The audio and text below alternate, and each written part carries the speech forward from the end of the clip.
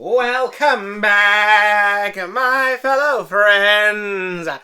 And we're going to stop that. But I love Alastor. And also, it's very fitting that I'm using my Cooper cane while singing that, doing this. Because my Cooper cane is a bit cracked, which is also kind of cool that it accidentally looks like it broke all the way through. That wasn't intentional, trust me. But I love Al. I love the whole thing with plans and everything. And I've seen online people have been wondering, like, what is Al's plan? Because some parts, it doesn't seem like it makes any sense. And this theory could be thrown out almost immediately in the next 2 weeks, but I have a week to get this out, so. But, what is Al's plan? I think he had two plans. And both plans can kind of be brought up or shown via the means of the deals he makes. The two separate deals he has made. One he made in the past and one he made immediately to Vox. So, first plan. We need to know Rosie's thing. Which we don't know necessarily. There's two ways to get out of his contract. One, he should be able to do whatever Rosie told him to do before he died. Kind of can't do that right now. Or at least we don't know if he can. We don't know what that is, so we just throw that out the window. We don't know what that is. But we do know that for his contract to Rosie to be, good, and he tries to bring this up to Rosie, is he has to be the strongest sinner. And Rosie even makes a point to say, you still are the strongest sinner. So, what was his first plan? His first plan was to go fight Vox. Because here's the all-around way. Long as Vox doesn't have an angel weapon, there's no way Alastor loses this deal. He could lose the fight. Doesn't mean he'll lose the deal. Doesn't mean, or he can't, there's no way he doesn't come out on top. Because if he fights Vox and he wins, he kills Vox. He kills Vox, or, he stops Vox, controls Vox, whatever. He's able to put Vox probably in his place for a bit. They can all respawn, so whatever. But the fun part is, if Vox beats Alastor, which, mind you, it is kind of a reverse Serpentius, too. Because Alastor does have to give his all in this fight, but if he gives his all in a fight, and he loses to Vox, or the Vees, or whatever, actually, I think just Vox. I don't know if it was the Vees altogether, it might actually not null and void his contract, because technically that's multiple sinners, and not just a single sinner. But if he loses to Vox, his contract with Rosie then is now null and void, because he is no longer the strongest sinner, which he was told he was, and the reason why he made the contract. So, and even if Vox kills him, he'll respawn as long as there's no, angel weapons that kill him. So, Alastor literally would then get out of Rosie's contract. Or, on the flip side of that, that'll be proof that he is no longer the strongest sinner, so Rosie will then give him a boon, which also, Vox wouldn't kill him. Vox will probably still use him for whatever reason. So, he probably wouldn't, so even then it's still a safe bet, he would still be okay. Alastor would then, again, with that being said though, either his contract is null and void, or Rosie will have to fix Alastor's staff and have to give him more power. It's, no matter which way this looks, if he wins, he kills Vox, or he at least gets Vox off his ass and, puts him in his place. If he loses, he either gains more power from Rosie, or his contract is null and void Rosie altogether, and boom. He still keeps whatever power he has, he still keeps all the contracts he has, I'd imagine. So, yeah, he's good. He's fine, he's safe. That was the first plan. Then we get into the second plan, when Nifty and Husk join the fight, which I don't think Alastor really intended to happen. Because when Nifty and Husk fell into the fight, he was relying on two other people, which is something that Alastor seems to not want. He doesn't want to rely on anyone. So, Alastor needing to rely on these two kind of goes against a little bit. Though he was going up against Vox, so maybe it kind of balances out, if he's not the strongest sinner. But after, Husk gets held down and Nifty gets a gun to her head, When Nifty got a gun pointed to her head, and Husk is tagging down, and really I think it was when Nifty getting the gun pointed at. One, he does care about Nifty. We see like the roach crown on his dresser, though I don't think Val would be able to actually kill her. But and then again, he probably just doesn't want Nifty to feel the pain of dying again. But this is where the second plan happens, and again, it's in the wording of what he's planning. It's in the wording of the deal that gives away what Al's plan is. First part of the deal, which he has two conditions for it, for joining the parade, he said, pretty much.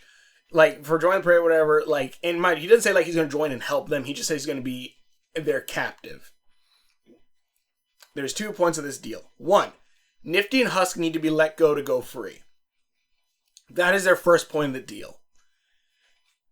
Because Nifty and Husk are obviously going to go back to the hotel and tell everyone, hey, Alastor is held captive by the Vees, and, he needs to be rescued. Obviously, we also have, all the news and everything for it, but we also know that Charlie isn't going to stand by and not let this happen. So, this then acts to the second part of the deal. They cannot harm Charlie Morningstar.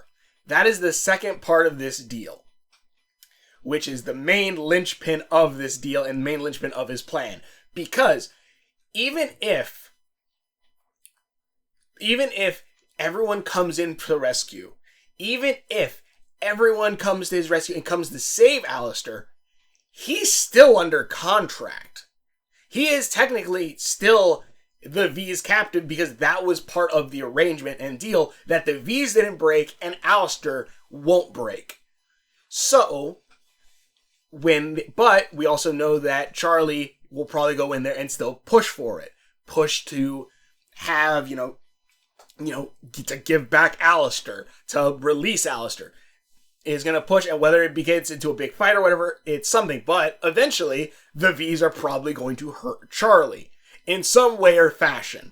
Which, if they hurt Charlie, 1, not only will Al's contract be null and void, and he would be free and not longer need to be a captive, which means he could beat the shit out of Vox if he wanted to, but he won't have to, because soon as Charlie gets hurt, Lucifer's gonna get pissed. And when Lucifer is pissed, he's just going to take down their entire tower and everyone inside of it. Because, like someone brought up that, and it's kind of a cool parallel, that the Vees tower kind of looks like the Tower of Babel.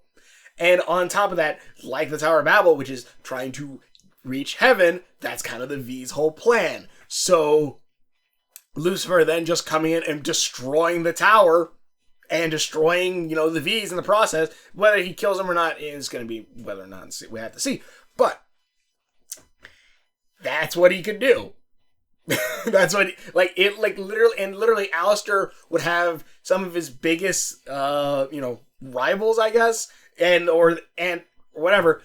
They'll get taken care of. He'll also have successfully manipulated Lucifer into doing something for him without Lucifer even knowing, which I'm sure is going to make Alastor feel very happy that he just did that to the devil, showing that he just... And all of this via a small deal, via 2 deals. And yeah, it's going to be legitimately, it's shows that he's extremely clever, that he was able to manipulate Lucifer in that sense. And even then, at the very end, he could come back to, showing look, I help, and also on top of that, he not only successfully, dealt with the Vees, which also is going to help the hotel, which he doesn't necessarily care for, but I believe Rosie does, which I also think Rosie is probably Lilith and or Rue and or just Charlie's actual mother in general. Which if that's the case, that also might earn him, Rosie fixing his staff in the process as well. Meaning, he still wins even on that note. So no matter which way the dominoes fall, because the Vees are not stronger than Lucifer. They're not stronger than angels, and they're, I'm pretty sure, not as strong as Charlie is. So no matter which way, unless the Vees somehow beat Charlie or somehow defeat Lucifer, he wins. Alastor wins. Like, there's a very small percent chance the Vees could win that fight. And I'd say a very small chance. But he wins. Like, no matter which way the dominoes fall, no matter which way, how the dice are rolled, no matter what happens, Alastor won. And is going to either get great favor with Rosie because of it, get out of his contract with Rosie because of it, or just get the shit kicked out of them. As well as successfully manipulating Lucifer to do something for him. And probably also ruining Lucifer's image a bit too, if you wanted that as well. But, yeah, that's what I believe his plan is. Tell me what you think in the comments below. Thanks for watching. Yeah. It's going to be fun to see. I'm really, really hoping this is the case that it's going to go with. Because, again, look at everything that happened. Like, there is no real downside to his plan other than he's going to get tortured for, like, a day, maybe, by Vox. And even then, he's probably been through worse. And even then, on top of that, he doesn't care. Like, it's, like, that's the thing. Like, people ask, like, well, why is he mad now and all this stuff? He's mad, like, I'm pretty sure he's okay working under Rosie long he's allowed free until he can actually, break his chains or whatnot. Because it is only a few years out of eternity of ruling over hell, pretty much. So, like, what's a few hours? But anyways, thanks for watching. Share videos. Hope you enjoy this, and we'll see you later. The radio demon is back.